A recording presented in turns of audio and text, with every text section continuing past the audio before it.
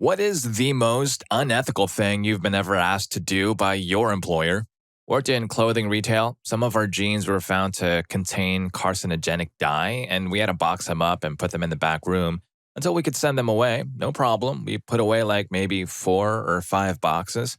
Almost a year goes by and those jeans are still out there. Finally, head office sends through a list of instructions on how to label them in order to send them away. Thing is, the instructions are really sketchy. They weren't sent using the official HO email, and they explicitly tell us not to inform the delivery driver what is in the boxes, that we can't use the usual delivery labels we do use, and not to write anything about recall or hazard or anything of the sort on the box. Anyway, the delivery driver rocks up and he immediately knows what's up because we aren't using the labels we're meant to be using. He tells us he can't take the boxes, and we say, fine, we're casuals. The boxes sit there a bit longer, and our area administrator gets on us to force the delivery guy to take the boxes. I did a little research. Carcinogenic jeans are meant to be transported in the regular delivery truck. Our company has got to pay for a different service because they're classed as hazardous material. The company wanted to save money on the products they'd already lost money on by sending it through the regular delivery channels. Eventually, the area administrator had to come in and pick them up himself. I wish I had told the delivery driver so he could have reported the company to his company. Yeah, I bet those jeans are still sitting in a warehouse somewhere, slowly turning into sentient denim monsters. Story 2. Worked at a gas station in college. The manager was the son of the owner and basically got to come and go as he pleased. He had it pretty good. The store was open from 6 a.m. to 11 p.m. He would stroll in around 8, 9 a.m. and take care of a few things. Most days, he was out the door by 1 p.m. at the latest. Then his dad sold the store. He stayed on as the manager, but he suddenly had new rules he was expected to follow. He had to drive around town twice a day and report the gas prices from a half dozen other stations in the area, which he never did and always forgot. He was expected to work 50 hours a week, and when new owners found out he was barely working half as much, they made him start clocking in and out just by being a salaried employee. Well, that lasted maybe 2 days, and he started forgetting his time card. He would come in around 8 a.m., leave at noon, and come back at like 6 to 7 p.m. just to punch out. That lasted maybe a week, and then he started asking employees to commit his time card fraud for him. He would have someone clock him in around 6 a.m. when the store opened, and he would call the store around 5, 6 p.m. every day and ask someone to clock him out. Looking back on it, I am more bothered about it now than I was at the time. I didn't even realize I could have easily been fired for helping him commit fraud like that. Story 3. Worked the night shift at a shady motel. Was overlooking the security cameras and spotted a guy breaking into a truck. I called the cops. While on the phone with them, I witnessed the owner of the truck confront the man. The man got all physical with the owner and got him pretty good. He takes off, so I go out to render aid to the owner of the truck while the authorities come. Once the paramedics took over, I called my boss, who told me not to give the cops any testimony or access to the cameras. I did the opposite of this because my boss was a major schmuck anyway. Story 4. I worked as a lifeguard in high school. For the most part, management was all great. One day, around closing time, we had a monstrous thunderstorm. I mean, like multiple flashes of lightning within 2 miles of us every minute. We had finished the cleanup, which in itself was unsafe since we had to go outside to do it. Except we hadn't gotten the toys, noodles, and those foam balls out of the pool. I was the most senior person there other than the manager and decided that we'll just leave the toys. The only ways to get them out was to either get into the pool or to use a 20-foot metal pole with a hook on the end to get them. Either method was too dangerous to do during a thunderstorm just so that the pool will look neater. The manager caught us leaving and told me cleanup wasn't finished. There was still stuff in the pool. I told him that I'm not risking my life for some foam toys, and then he told me to have the other guy do it. I just walked out instead. I'm not 100% sure whether he was actively unethical or just dumb, because I saw him with the hook as I drove off. I got written up for it. Story 5. I program and install robots and other machines used in factories. Though not my employer, the number of customers requesting safety features be removed is astounding.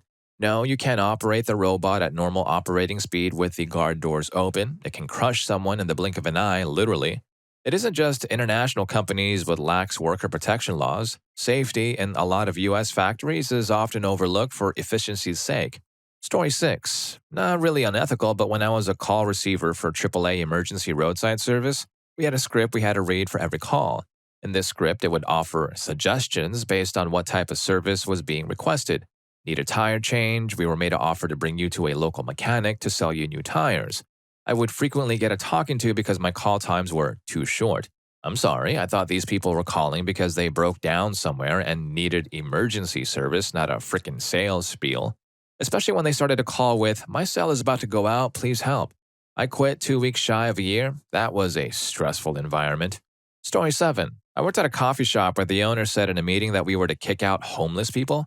I wanted to clarify for the newer staff there and said, just the ones that hang around all night and don't buy anything. If they want to buy a coffee and warm up, it's fine. No, she wanted us to kick out anyone who looked homeless because it didn't look good having them in the store even if they wanted to buy something. My store kept serving our regulars regardless of where they had slept at night. Story 8. Former management at a retail store. We had several instances of corporate telling us to handle all major cleanup after the close at night. Here was the issue. We had several teenagers working for us. That meant there are limits on the number of hours the minors could work. Having to stay an extra hour or two after close meant we violated child labor laws. Now, ultimately, the employees didn't care. They made more money. But it was an issue based on corporate saying that customers come first and we shouldn't be seen cleaning or doing major stocking while open. I don't know. I think our public image is superseded by law, Brenda. Oh, and lying about the product? But that was more of a fluffing thing. No biggie. Story 9. Hard sell high interest store credit cards to people who demographically might not be very knowledgeable about financial matters, specifically the elderly and minorities, especially people who seem to be struggling financially or not completely fluent in English, and to hook them in by saying they could get up to $1,200 instant credit with only $15 monthly payments. But the $15 minimum monthly payments didn't even cover interest, so they'd come in and pay their $15 every month and not understand why their balance kept getting bigger. If we were caught explaining interest to them and educating them as to why their balance kept getting bigger despite making the monthly minimum payments, we could be fired. Story 10. This reminds me of a story that happened around here. We have an absolutely brilliant teacher of quality/maintenance in my college that doesn't do training tutoring anymore. He told us why later. He sent out a student, one of the majors of the school, to a prestigious local mattress maker for training. The kid causes an accident that paralyzes a man for life and takes the legs of 2 others away for good. Said professor had to take action and expel said kid for good, shattering his future. Then he gets hired by the company charged with maintaining the machines there for a quick audit and discovers the truth. The student didn't follow the safety measures because there were none at all. Every single safety equipment in the machines was taken off, sometimes ripped off even. To not complicate it too much, employees were working 24/7 in an action flick volcano and at risk every single moment, and it's only a massive drill they get when they are hired that saves those that go through their day unscathed. Guess what the kid didn't go through? So now my teacher lives with the guilt of both shattering the kid and those men's future. Story 11. Worked as a leasing consultant in college, student housing. We pre-leased apartments for about 11 months before our big wave of move-ins before the new year started. We had a lot of low-income/first-generation college students come in and lease with us, and they bring their parents and family members with them for support and to celebrate such a milestone in the family. Anyways, we had a program where if the kid was getting financial aid through the school to assist with housing, we could postpone their first rent payment until the university issued them their financial aid checks. These usually come within the first 2 weeks of the semester.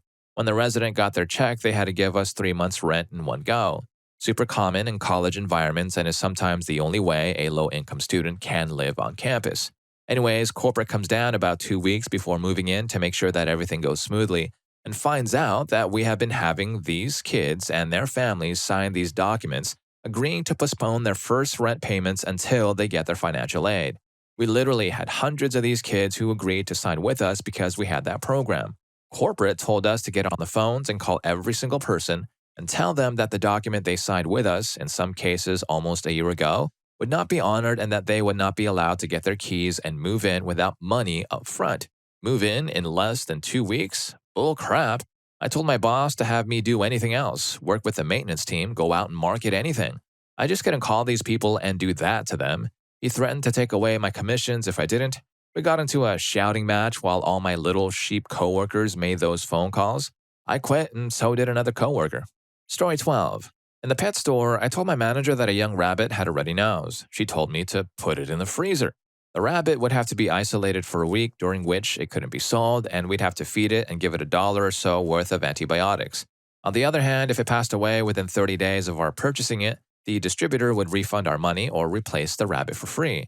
I refused. I later found it in the freezer. I quit the pet store and now sell guns for a living. My coworkers, customers, and employers are much better people than anyone I ever met in the pet industry. Story 13. I live in New York State. We have what's known as the 3-hour rule here. Pretty much, it's a rule where you cannot be scheduled for anything less than a 3-hour shift unless you volunteer for it. If you are working your shift and have not reached the 3-hour point, you can't be told to go home yet. You have to volunteer. Otherwise, your business will need to pay you for a full 3-hour shift, even if you didn't work it. I worked for a certain sandwich company that delivers very quick deliveries. In one of their breakthrough stores in upstate New York, we were asked by our area manager to ignore this rule.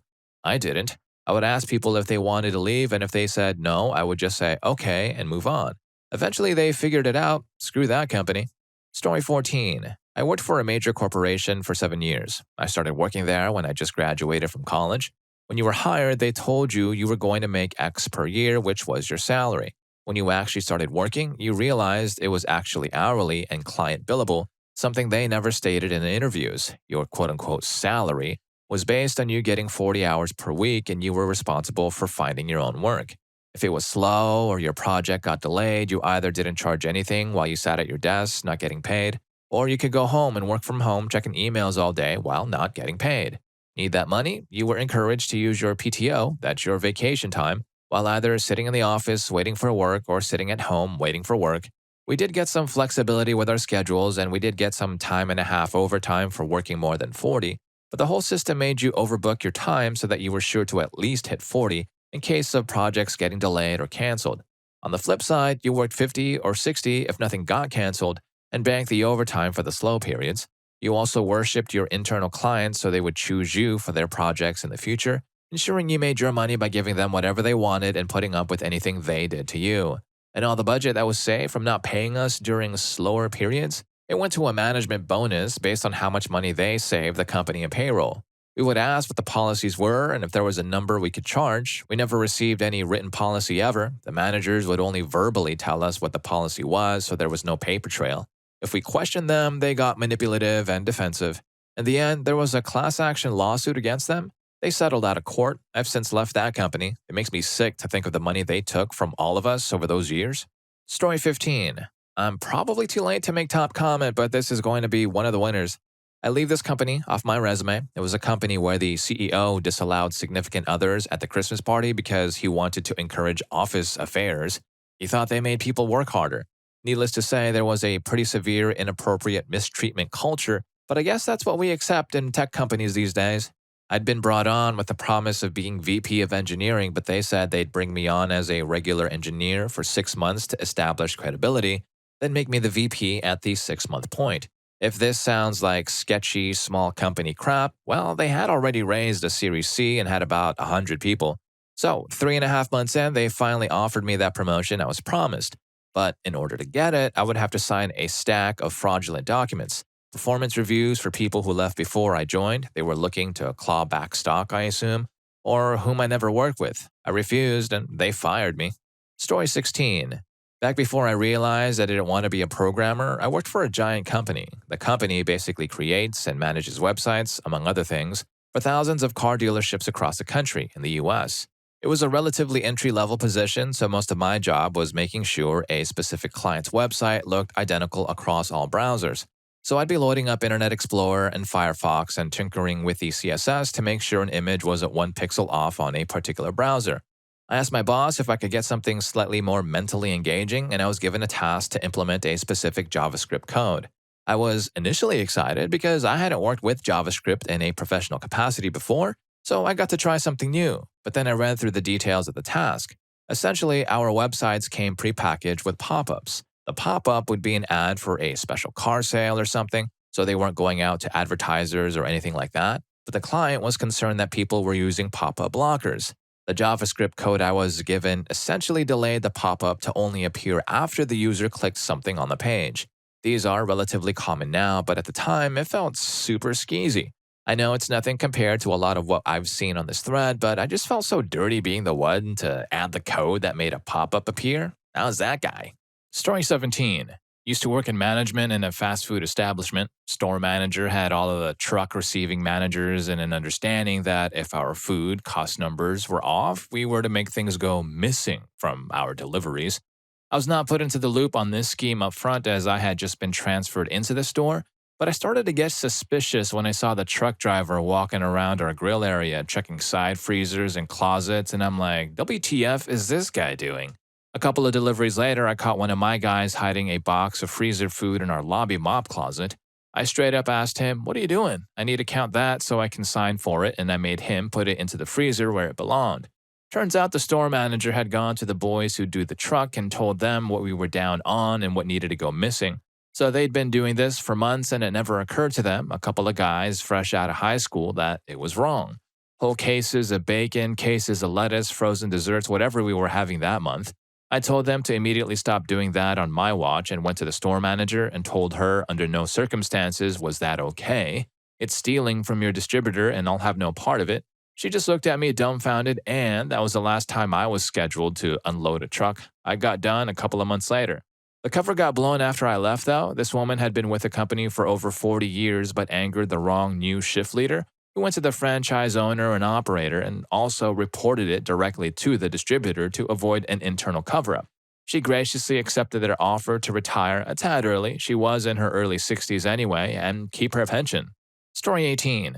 When I was a teenager, I was a valet and one day got into a minor accident with another valet while parking a car. We turned into each other, impacting at the corners of our bumpers, unable to see each other because a different valet had illegally parked on a curb in the lot. We brought the cars back to the front and found some little scratches and damage on both vehicles, nothing serious, but still. When the lady came to pick her car up, my supervisor instructed me not to tell her about the damage if she didn't notice it. She got her kid in the car, then walked around to the driver's seat and handed me $1 as a tip. I turned to the supervisor with my mouth open, but he gave me a stern head shake and she drove off none the wiser. It was just a bumper and just some minor scratches and dents, but still, it really upset me. I always avoid letting valets take my cars unless it's required these days. I'll park it myself, thank you. Story 19. My last job, I literally spent every single day fighting with my boss and stopping him from telling our workers to do illegal stuff or instructing me to do it. He would try to get me to circumvent government procurement regulations, mistreatment of employees, safety hazards, and environmental violations. In all my time there, I cannot think of one time where he got something past me, but it was pure hell. Just one random horrible thing was the day he was stupid enough to instruct a worker to get the excessive lime scale off of a piece of equipment once with chemicals and let it flow down the storm drain. When I saw this out of my window, we got into a huge fight and he instructed the employee to continue until I could show proof that this was illegal. I finally did, but the damage was done and the driveway was stained green from the runoff. Story 20. Technically, I was not asked to do this by an employer, but because of a kind of gray area in policy, it happened. I worked as a server and assistant manager at a restaurant, and we were about 20 minutes from opening when a lady walked in with a small child. I was counting drawers, and for some reason, the bartender let her come in. She said she just wanted to sit down and have a snack, so she wouldn't be a bother. Well, she was. She seemed fine, ordered a rosé and had a guacamole or something like that, and wasn't in the way really. Again, this is all before we opened, and we were a brand new restaurant, so we wanted to be very hospitality forward and go above and beyond for every customer that came through the doors. As it gets closer to opening time, she seems a little off and takes the little boy to the bathroom. I walk by and I think I hear the kid crying. I listen because someone alerted me to some sounds of distress. I think it was the bartender. I was pretty certain she was hitting her kid and saying awful things to this 4-year-old. Now, I'm mad, but I really don't know how to handle the situation. I have a feeling I should call the cops, but I didn't because it's just common policy to get no bad press from having the cops show up to your restaurant. She ended up giving me a really dirty look when she came out of the restroom, and I asked her if everything was all right. She left right after. I'm still mad I didn't call the cops on her. I should have. It's the only regret I have in years of working in the industry, and I hope that kid turned out okay. And if you're enjoying the video so far, please don't forget to hit that subscribe and like button for more videos just like this. Story 21. In the year before I started grad school, I took on a position, unofficially, off the books, as a local professor's assistant. She had me grading homework for one of her classes, which I was uncomfortable with. After all, I only had a BA. And I had no affiliation with the university where she taught, but she insisted that all professors hired outside graders, so it was okay. So, all right. But then she wanted me to record the grades too, and she sent me an Excel spreadsheet that included all of the students' full names and student ID numbers. I was really uncomfortable with that, and for good reason. As it turns out, it was a huge violation of FERPA, a nationally enforced policy which is meant to protect student information. I'd never heard of it before, but now that I'm pretty advanced in academia and very familiar with FERPA, I am even more appalled. I quit immediately. Story 22. Worked at a credit union. Our ATM had just been updated, but the software was glitchy. If someone tried to transfer money between accounts, the money would disappear from their account. It wouldn't show up as a debit from their account. There would be no trace on their statement. Anyway, a guy came in missing a few $100s, all of the money in his account. He needed to make some purchases and whatnot, and I had solved this problem a couple of times before, so I informed the manager of the situation and credited the guy's account the correct amount. As soon as he left, the manager went back into his account and withdrew the money I had just credited. If his account was missing funds, that was his problem, and if he came back, I could deal with him. Yes, we were a financial institution, and we literally stole money from people's accounts. I tried to reach out to people in other departments to get this guy's account right, but nobody gave a crap. I quit shortly after. Hold on, so wait, the credit union's motto was, "We'll take your money and make it disappear?" Yeah, sounds legit. Story 23. Not illegal, but as a high school kid, I was not happy about having to do this. I worked in a small private office building with a huge parking lot, and my boss was very sensitive about letting people park in our parking lot, even though it was always empty. In addition to this, there is a children's therapy office next door that is almost always busy. As a result of this, we often had people parking in our parking lot with the intent of going to the therapy building. Normally, my boss catches them as they get out of their cars and demands that they move, and it's no big deal, although it is a bit embarrassing. One day, however, a car parked and a mother and her young daughter got out and walked across the lawn to the therapy building. My boss didn't see them until they had already gone into the building and adamantly insisted that I go across the lawn to the therapy building and demand that they move their car or it will be towed. I've never wanted to quit a job on the spot more than at that exact moment. Story 24. We would get machine frames from China or Taiwan, machine controls from Japan or Germany, then slap the two together with a little bit of wiring and calibration, and then slap "Made in the USA" stickers on the back. Then I went to IMTS, a major convention for our type of machines. He told me to tell potential customers that we got the frames from our machines from a foundry in New Hampshire. Same boss wanted to do international shipments with wooden pallets that were not heat-treated, was going to make a homemade brand and brand all the cheaper untreated wood. Story 25. Copy and paste MIT's disaster recovery plan for an Air Force contract.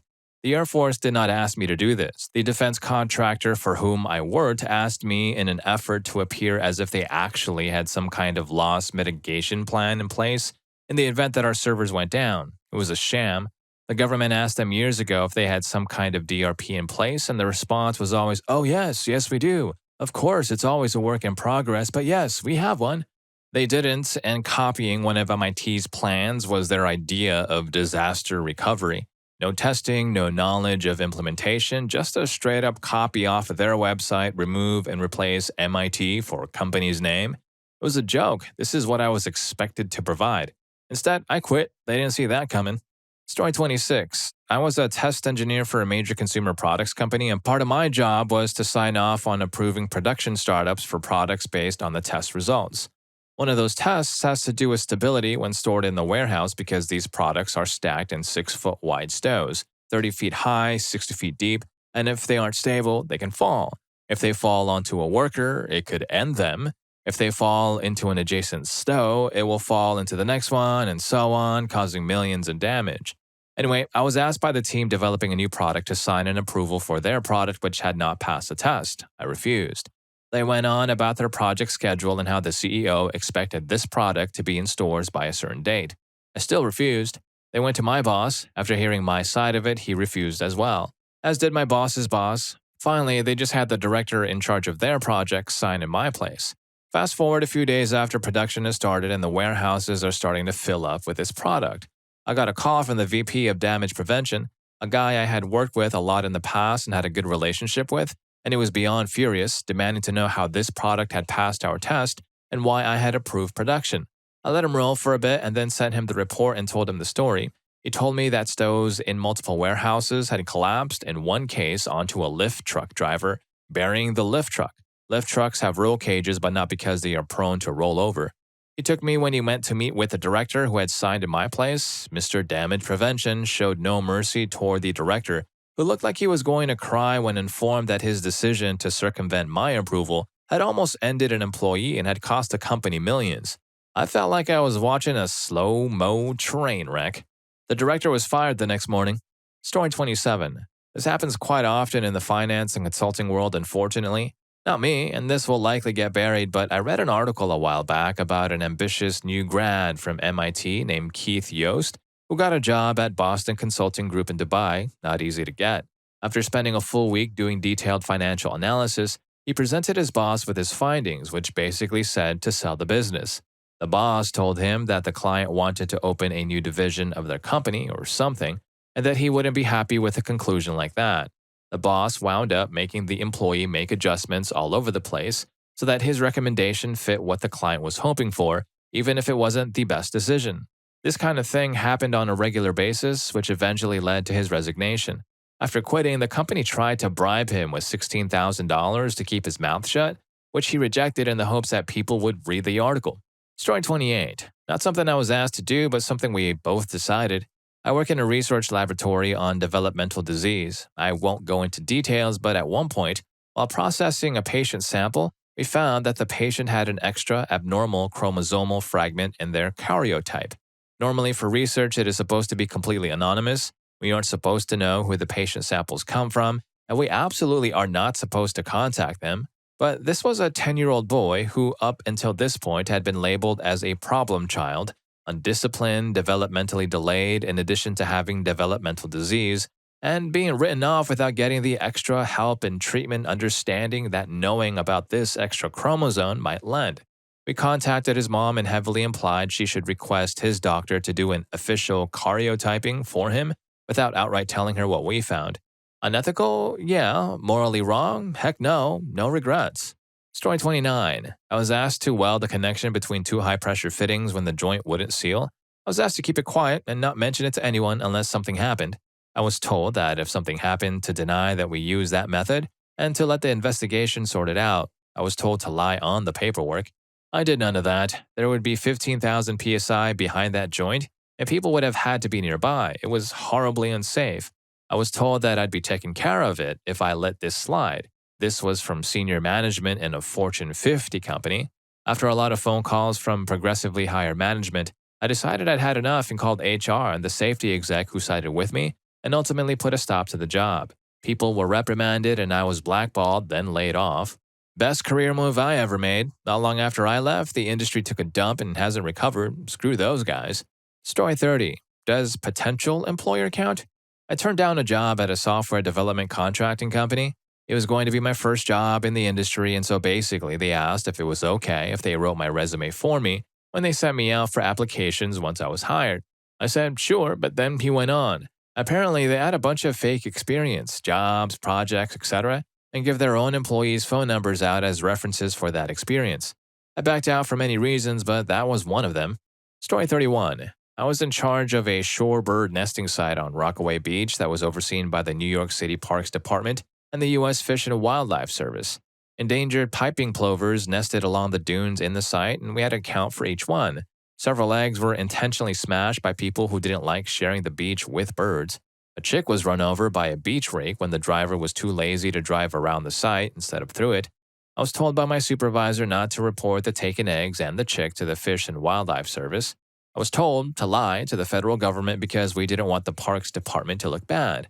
At the end of the summer, I wrote my report on what happened, only to have everything I said censored by my supervisor and put into a revised report. But I got the last laugh because she was a terribly disorganized flake. She never sent the edited report to the USFWS. I got a phone call from them asking where the report was. I replied, hold on, I have a copy right here. And I sent my original report. I highlighted the parts I was told to lie about. Story 32. My wife works for her boss as a general admin/coordinating some things he will ask or expect from her. Pre-screen/social media stalks potential new employees and immediately disregards men, anyone above 30 or God forbid foreign-looking or looking religious. Fire people who does things he doesn't like and literally runs out of the office to avoid the confrontation. Store and dispose of chemicals in a definitely illegal way. He's been charged for this and has had legal action against him. Answer all texts and emails after hours and on weekends, and will have traveling employees contact her at those times for the smallest things. This is not required from her job description or contract. She does, however, charge him for this. Fortunately, she has declined to do many of these things on occasion, and she has a good standing there that he knows he can't go on without her. Story 33. Medicaid fraud. About 10 years ago, I worked for a company that ran private residential schools for challenged youths. We had schools in New York, Connecticut, and Massachusetts. Each one was a variant on the same name, like they were Forest Hills, New York, Forest Hills, Massachusetts, and Forest Hills, Connecticut. Now, if a child's legal residence was in New York, they were entitled to bill Medicaid a per diem for their health care. If they were in the New York school, then no problem, we just billed New York State Medicaid. But if they originated in New York but went to school in Connecticut or Massachusetts, we had a couple of options. Bill the Medicaid in the state where the school was located, and inform that Medicaid that the child was from New York so they could get reimbursed. Register the schools with New York State Medicaid as medical providers. Send an annual report of cost to New York State Medicaid so that a separate per diem rate could be established. Bill New York State's Medicaid as an out-of-state provider. Send New York State Medicaid a bill for all the students from New York, neglecting to mention which ones resided where, and count on them to not look at the addresses of the schools. 2 of these are legal. Guess which one the big boss had me do? Story 34. My boss hired an intern who was a bit slow to pick up tasks, but she was on time, professional, and eager to learn. My boss hated her and screamed at her constantly for taking her time. While I was training her, she confided in me that she found out she was 6 weeks pregnant that morning. She said that's why she was slow, because she kept getting nauseous, retching up, brushing her teeth. It was a whole process. I told her to tell our boss, who I assured her would be very understanding. Wrong. Great, now I can't fire you. And later to me, now she's protected by law and I can't fire her. She's just sucking money from us now. You should have told me before she did so I could fire her. Story 35. Many things when I worked for a small HVAC contractor. That man was the shadiest boss I ever had, and because I was fresh out of high school, I didn't realize what I was doing was illegal until much later on. The list includes changing dates on insurance certificates to make them valid even though they weren't, paying union workers off the books, falsifying payroll documents, using literally any method to avoid the IRS, such as opening new bank accounts, putting things in wife's name, etc., falsifying approval signatures for projects, and so many other things that I can't remember. Thankfully, I helped to shut his business down by reporting him to the IRS, the union, and the general contractors that hired him after he told me to take a vacation, and I came back to find he used that time to replace me. One of the worst jobs I've ever had. So his business model was basically, if it's illegal, we're doing it, with a side of, and don't forget to screw over your employees. Story 36. A long while back, I worked for a company that was run by 2 families, lots of kids and in-laws on the payroll in high positions. One of the VPs came to me and asked for a favor. He asked me to run an inventory report for his division, but to increase the value of each item by a random factor. He explained that he had a rivalry with another VP, they were the sons of each of the owners, and wanted to have his division look better than the other one. The whole thing was presented to me as a harmless, internal-only thing. I was pretty young and I guess not very street smart, so I created the report as requested. A few months later, the FBI showed up and shut the company down, jail time for most of the executives. Turns out it was a huge Ponzi scam and they were grossly overstating their value to potential investors. I honestly had no idea we were anything but a legitimate business, but looking back, I can't help but think that my inventory report was another part of the scam. Story 37. My mother worked for years in a crappy, low-wage commercial greenhouse job in Northeast Pennsylvania. They sell to all the big retailers, Home Depot, Walmart, etc. They had rows of huge greenhouses which, in turn, were sprayed with fungicides and insecticides and were supposed to be roped off and signed no admittance, danger, something to that effect.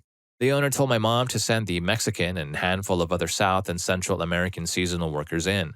They were signed in English, and those people had no English at all. Apparently, this was the custom for years. My mom noped the heck out, refused, and called OSHA, then had everyone in the family also call OSHA with duplicate reports. She was laid off shortly after. We're not sure why, but she was happy for the unemployment, so she never complained. Story 38. I'm a mechanic, so I have tons of stories from big brand dealerships screwing people over. A lot of times we would get check engine lights on vehicles and it would be a P0440, which is a small leak in the vehicle's emission systems. Typically, this is a gas cap leaking, or better for the customer, they filled up with the ignition in the on position, and the vehicle did a diagnostic check and found a leak. Duh, no gas cap. I would tell my service advisor we are going to clear the code and wait for it to come back, or to replace the gas cap. He would come back with $1,500 worth of parts to install. I would just shake my head and get to work and at least install the parts. Most mechanics would just keep them and sell them on eBay. I have my own shop now. We are honest. We also don't make a lot of money, but I can at least sleep at night.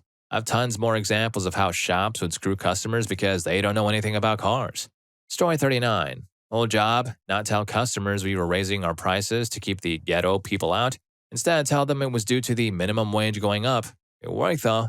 Let kids play in and around an area that was just sprayed with pesticide. Kept the place running for several hours when there was no hot water, only shut it down after it was discovered that a pipe had burst, and that was why. There had been no hot water for an hour. We served food. Now bring it up to customers that the food prep area had mold on the underside of the board because we only wiped off the tops. In the owner's defense, he quickly had his contractor build a shelf to secure the board in place and not allow food under it. Pushed the company's uniform onto teens at their first job and have it taken out of their paycheck. You had the option to wear a white button-up polo, but if it was not the exact style the owner liked, and good luck finding that, they would send you home to find it unless you wanted to just buy the company one. Same with the quote-unquote optional hat. The schedule was made tight enough that workers couldn't take breaks. Only management really had any free time, and we still couldn't take breaks as if something happened we needed to go fix it. I worked many 12-hour shifts without a break. Story 40. Throwaway, not directly my employer. For a few years, I worked for an insurance agency. My agent was out one day. Authority falls to her manager with me and the other associates plugging away. One of our customers was in a wreck that morning, and by afternoon, one of the car rental shops called us. The problem? Our customer is now, for all intents and purposes, under the influence, and they cannot release the car to them. They have a DD with them, but DD is unrelated, does not live in the same home, and due to DL history, if we add DD, the customer will pay several $1,000s a year more until they can be legally removed a few years down the road. Rental won't release the car to DD due to not being on the policy. I tell them there's no way we're adding the DD to the policy without the customer's explicit consent, and that if our customer is not sound of mind, we cannot accept her word in her current state. Manager agrees, we can't add the DD. One of the other associates loses their mind. The rental agency is calling again, and another associate is hollering in my face to just do it so the rental agency can get our customer out of there. I advise they can call a cab or any other ride service to get home, but I refuse to add the DD myself. Other associate demands that I do. I refuse to do it or let anyone do it under my logins. This goes back and forth the rest of the day until the rental agency called the rideshare and got the customer and the DD home. Customer was breaking things there, climbing on things. Why was I set on not bending the rules, and why didn't the other associate do it themselves? Because anyone who did it would probably have been stripped of their license and on the losing end of both a criminal and liable lawsuit within the week. And if you learned a thing or two from any of these stories, here's more for you. YouTube thinks you're going to love this. I'll catch you in that video.